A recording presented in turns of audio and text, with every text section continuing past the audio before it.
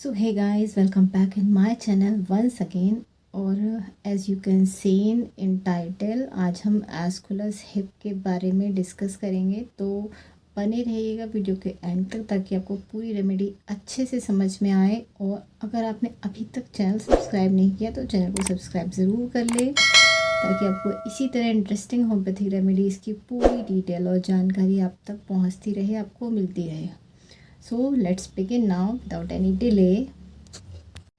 तो friends, Aesculus hip एक plant remedy है, प्लांट कैटेगरी से आती है, सर्पेंडेसी फैमिली से बिलोंग करती है। और इसका जो प्लांट है वो नॉर्थ अमेरिका का नेटिव है, वो नॉर्थ अमेरिका में ही मेनली पाया जाता है। ये पौधा नहीं, इसको हम प्लांट कह सकते हैं। ये बहुत बड़ा पेड़ होता है और इसका जो फ्रूट होता है उससे ये रेमेडी तैयार की जाती है, उससे इसका मदर टिंचर रेडी किया जाता है। इसका जो फ्रूट है उसका अपीयरेंस बहुत स्पाइकी होता है, जैसा कि हमारे देश में जो धतूरा जो प्लांट जो मिलता है, जो फल, उसी की तरह अपीयरेंस होता है इसके फ्रूट का भी। तो जैसा इसका फ्रूट है उसी तरह के ये मेनली हम सभी जानते हैं कि एस्कुलस हिप एक वीनस एंगोर्जमेंट, हेमोरॉइड्स या पाइल्स के लिए मेनली जानी जाने वाली रेमेडी है। तो ये अपीयरेंसेस का काफ़ी इसके सिम्टम्स से रिलेट करता है, क्योंकि इसका जो सिम्टम्स आता है हेमोरॉइड्स में वो काफ़ी स्पाइकी और पेनफुल होता है कि उस पेशेंट को ऐसा लगता है कि वहाँ पे स्टिक जैसी उसको फीलिंग आती है, कोई चीज़ें चुभ रही हैं बुरी तरह, कुछ रेंग रहा है, दर्द होता है। ये सारे इसके मेन सिम्टम्स होते हैं, इसीलिए मैंने इसको फ्रूट से रिलेट करके आपको थोड़ा सा बताया। तो अब जानते हैं पूरी रेमेडी के बारे में। तो ये जो रेमेडी है ये मैंने आपको मेनली बताया है कि इसको पाइल्स और हेमोरॉइड्स के लिए ही जाना जाता है। तो ये इसका जो पेशेंट है उसको बहुत कॉन्स्टिपेशन रहता है, हार्ड और नोटी स्टूल होता है, उसको पाइल्स की शिकायत होती है, हेमोरॉइड्स की होती है, क्योंकि ये लिवर में अफेक्शन क्रिएट करने वाली रेमेडी है। और पेशेंट को बहुत फुलनेस फील होती है सब जगह, एब्डोमेन में, रेक्टम में। फीमेल्स को भी लिकोरिया के लिए प्रिस्क्राइब की जाने वाली रेमेडी है, मेल्स में प्रोस्टेटोरिया में भी दी जाती है। और इसके अलावा ये सोर थ्रोट में भी दी जाती है। थ्रोट अफेक्शंस हैं, जैसे अगर बहुत ज़्यादा पेन हो रहा है थ्रोट में और म्यूकस आ रहा है, स्टिकी म्यूकस होता है इसका। इन सब के अलावा ये एब्सेंट माइंडेड टाइप के इसके अंदर सिम्टम्स आते हैं। जो इसका पेशेंट होता है वो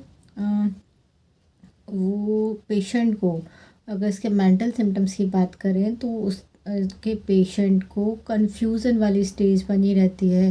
तो इस वजह से कई बार लॉस ऑफ मेमोरी या फिर एब्सेंट माइंडेड वाले सिम्टम्स देखने को मिलते हैं। पेशेंट सैड भी हो सकता है, इरिटेबल होता है, ये सारे लक्षण हमें देखने को मिलते हैं। Sad, irritable, confused. तो इन सब सिम्टम्स के साथ साथ अगर पेशेंट के अंदर कॉन्स्टिपेशन है, लिवर संबंधी उसको परेशानी बनी रहती है, और उसको पाइल्स है, साथ ही साथ अगर थ्रोट अफेक्शंस के लिए भी अच्छी रेमेडी है। म्यूकस का डिस्चार्ज होता है और गले में जो है अफेक्शंस में पेनफुल कंडीशन होती है। और इनके अलावा ये जीआई के सिम्टम्स भी मैंने बताया आपको, कॉन्स्टिपेशन क्रिएट करने वाली है।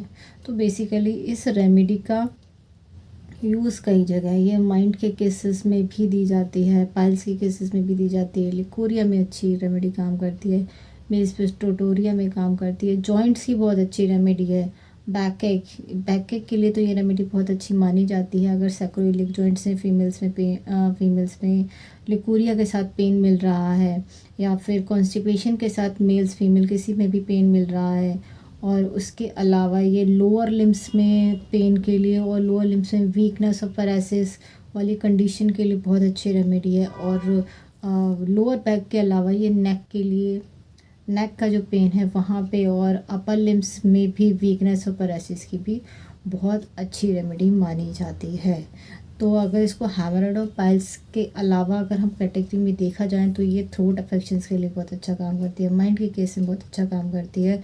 पेशेंट को ऐसा लगता है कि उसको बहुत कंफ्यूज हो रहा है और वो चीज़ें भूल रहा है, चिड़चिड़ा हो गया है, दुखी रहता है, ये सारे लक्षण हमें देखने को मिल सकते हैं। सर में भारीपन सा रहता है, पेन की अच्छी रेमेडी मानी जाती है, क्योंकि ये एंगोर्जमेंट करती है। इस रेमेडी का जो मेन जो फीचर है जो हम देखते हैं, तो ये फुलनेस मतलब ये जगह जगह जाके एंगोर्जमेंट का काम करती है।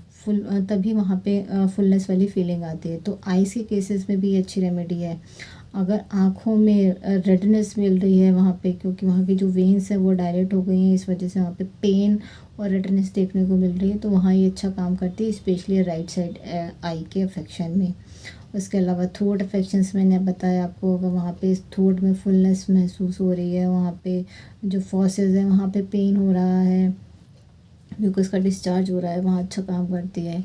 उससे नीचे अगर हम एब्डोमेन का केस देखें, तो एब्डोमेन में भी फुलनेस वाली हुई फीलिंग, डाइजेशन इनडाइजेशन, गैस हो रही है, ब्लोटिंग हो रही है, साथ ही साथ कॉन्स्टिपेशन की शिकायत है, कब्ज़ हो रही है, तो वहाँ पे ये अच्छी रेमेडी है। फीमेल्स के लिए मैंने आपको बताया, मेल्स के लिए मैंने आपको बताया, एक्सट्रीमिटीज़ के लिए मैं आपको बता ही चुकी हूँ कि जॉइंट्स में, लोअर बैक में, लोअर लिम्स में, अपर लिम्स में, नेक में, यहाँ पे ये अच्छा काम करती है। तो ये सारे इसके मैंने आपको मेन सिम्टम्स बताए। ये पूरी रेमेडी है एस्कुलस हिप, और इसको किस तरह प्रेस्क्राइब करना है तो उसके लिए 30 पावर यूजुअली ज़्यादा बेनिफिशियल होती है। इन जनरल आप इसको सुबह दोपहर शाम 3 टाइम 2-2 ड्रॉप यूज़ कर सकते हैं। सीवियरिटी के अकॉर्डिंग अगर परेशानी ज़्यादा है तो आप दिन में 4 से 5 बार भी ले सकते हैं, और अगर कम है तो आप इसको 3 से 2 बार करके फिर रेगुलर यूज़ कर सकते हैं। धीरे धीरे आराम लगे तो बंद कर सकते हैं। और इन जो सिम्टम्स के अलावा मैंने आपको एक वेरिकोज़ वेन्स के लिए भी और वेरिकोज़ अल्सर्स के लिए भी ये रेमेडी बहुत अच्छा काम करती है, क्योंकि ये वेनस एंगोर्जमेंट है जगह जगह, तो ये वहाँ के लिए भी बहुत अच्छा काम करने वाली रेमेडी है। तो अगर आपको ये इन्फॉर्मेशन और ये वीडियो पसंद आए तो लाइक शेयर करें और चैनल को सब्सक्राइब ज़रूर करें।